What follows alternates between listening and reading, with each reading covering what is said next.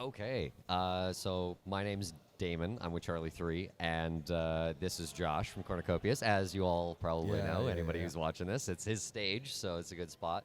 Yes, Can sir. you say what a smart NFT is? I actually really haven't heard that term much. A dynamic NFT. Dynamic NFT. Now there we go. Same thing. That's going to be something that, for example, in gaming, what we're doing in Cornucopia's game is we, a player avatar, for example, or a race. So we've got our racing demo that's here, and you've got your GTI Javelin racer, and you're racing, and you race every single day. Smart NFT in that realm, or a dynamic NFT, would be the ability to track the record of that actual NFT. So over time, getting added to the metadata or the sub-metadata as a track record and how this person is performing and how this racer is performing. Yeah. So over time, you might get somebody that's famous that comes and uses one of your NFTs, and that builds additional value into that, because when they want to sell it, they get to say that this was Mario Andretti's NFT, or whatever. And it can change as well along the way, exactly, right? When this ad gets added to the metadata, that can trigger an update to change the graphic on it also, which is very cool. And this is why they're called dynamic NFTs, so they can change. Now, different people coin them in Cardano. We have CIP54, which has been specified as coining them as smart NFTs. I think just to try and stay away from. Yeah, I hope they dynamic. go forward with that. Yeah. We'll so it's what people like to hear, a different way, right? So I think in the Cardano space, we're going to end up calling them smart NFTs, but dynamic NFTs is synonymous. If the tech allows for it in the future, that would be huge for Cardano. Yeah. I know that we also have another example of a smart NFT or a need for dynamic NFTs that we have. We have our custom domes. And our custom domes allow, like, one example is an entrepreneur, an influencer wants to build out a PvP battle. They get to build out their own world and build out and take advantage of their community, bring their community in, charge them for battles. They can monetize it. Yep. Now, over time, you have an NFT that could be tracking the number of people that have played the PvP battle, the amount of revenue that's been generated from this PvP custom dome. It could track all sorts of stuff. It could show highlight reels from cameras placed within the custom dome. So what you have now is the ability to resell a business that you've built because the NFT is dynamic. That is incredibly powerful. Yeah, and especially within, you guys are capturing all that data in the game, so you can implement that. But another factor of dynamic NFTs generally comes from Oracle data that we can bring in. So different things that we can do with the Oracle data that we pull on chain from off chain is, say you have someone that wanted to make an NFT creation for, say, the World Cup. Yeah. Okay. And right off the bat, you bet on your team, and there's a graphic for that team. Say, I bet Spain is going to win, or whatever. I buy a Spain NFT, and as you go through, we input the results of that game or of the World Cup, how it's going. And when Spain goes out, whatever place they are, it now gets added to that metadata, and it updates the graphic to say Spain got third place or whatever, right? So it's active live results that then influence that NFT's functionality. Because say a bunch of people or one person bet on the Netherlands and they end up winning, right? They bought that one NFT for the Netherlands graphic and they end up winning. Now that's an incredibly valuable NFT that it gets that rarity, and it's from one spot. I mean, another thing we can do is say we're implementing consistent weather data into an NFT that you guys use in your game. You have your custom dome. If you guys implement weather, I don't know if you guys are doing that. Yeah, we have some ideas around that for sure. Yeah. And if we actually brought in real world weather, that would be an interesting functionality for sure. Yeah, it would be harder to do because now it's variable. Yeah, But exactly. But it's a possibility. It's an idea for the future of what dynamic NFTs or smart NFTs could do. We could bring in real world weather systems. So Josh in Cornucopias or a person in their personal bubble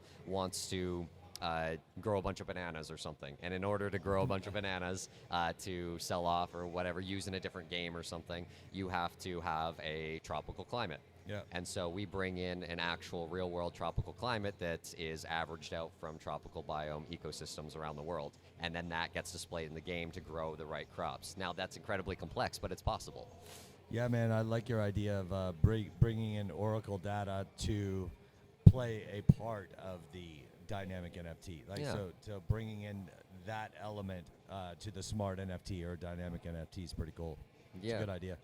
Yeah, so it's just the problem is like this infrastructure doesn't really exist yet. It's kind of more theoretical. Right. Yeah, we're not ready. Yeah, yeah. No. Got a ways to go. But it's pretty exciting, and the amount of data that we can pull in from the outside world can really change. I mean, you just talked about different ways it can factor into the economy of your game by tracking all those different results and how that is now usable and sellable, like, because now that becomes a highly valued asset within your game, right? Exactly. I think what we're currently having to do, you talked about the technological limitations. So what we're currently having to do, because we don't have the dynamic metadata within NFT, so we're going to have sub-metadata that's associated with that NFT. And so we're going to build out our own custom marketplace. So let's say you build out a custom dome business, you generate $250,000 in revenue and 500,000 viewers, people that came and played your game or did whatever within your custom dome,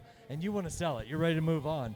Well, you now have that sub-metadata represented in a marketplace page underneath your NFT that we build out and allow you to sell your NFT. So somebody that's a buyer comes along and they says, well, there's already 500,000 people that know about what's happening here. Yeah. This is a valuable dome. I can build on top of that by adding my community to it.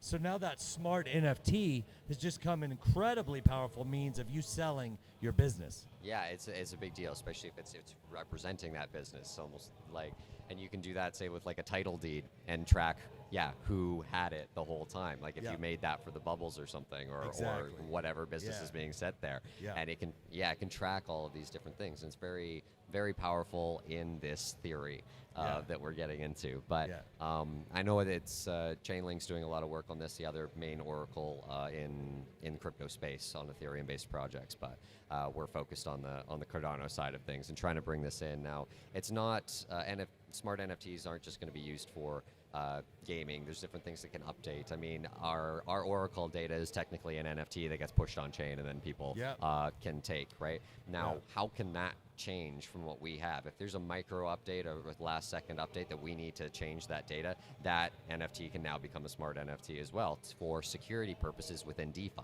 right? So like this is that ability to update and change that base code without then having to put another hash transaction on chain can actually reduce a lot of congestion as well for DeFi. Like that's the much more technological version. I prefer the smart fun side of things within gaming, but it's just the tech can build up to that, and this is the idea, because NFTs are supposed to be unchangeable. No, that's important. Anything that can reduce congestion when the masses are coming. I know that Cardano already has a lot of solutions in mind with Hydra and with the pipelining that's just been implemented with Basel, all the things that they're already doing. There's solutions in mind, but we always have to keep, there's millions and millions of game saves that need to occur with one game, and like it's one of those things that these side chains are going to be essential, but solutions that keep in mind congestion are very important. And what you're talking about, if you can update that metadata, that does create a more efficient,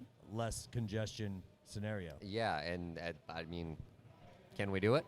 I'd love to know. Well, not right now, but now, it's on the way, we hope. We'll get to it. So this is something we're looking into. Again, if anybody who's listening or looking at this, you can go and read up the CIP 54, which is the proposal for bringing smart NFTs with a lot of coding in there as well for Cardano based. And we're going to be working with the people that wrote that from Charli3 to try and implement smart NFTs into ecosystems. And our primary focus would be games like Cornucopias here or Virtua to talk about these we're all things. about the need for that. We've got so many needs for dynamic NFTs, and currently the solution we're going with is going to be sub metadata that isn't verifiable on chain, but it's verifiable through us. And so that's not as good of a solution. No, but it's a good when start. the Where do you tech start? enables it, it's where you start. And so when the tech enables it to go the full distance, that'll be great. Yeah, that's a huge. So Well, and thanks.